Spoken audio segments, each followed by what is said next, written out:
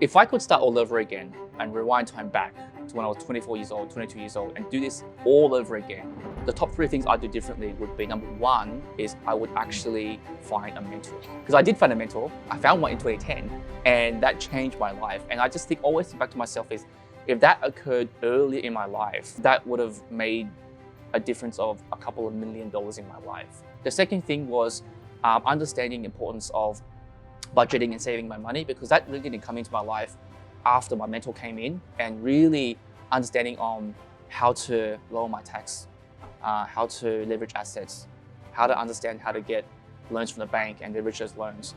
If I could learn these things early in my life, again, that would have made a difference of a couple of $1 million. And number three would be hometown bias, because I remember when I bought my first property, I bought it in the area that I was just living in.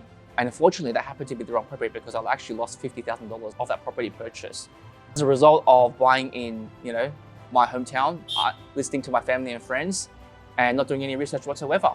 And it resulted in a loss. So if you compare that to how I made my money afterwards, after I found a mentor and everything else, it was a massive difference in my life. It was a big, big financial difference.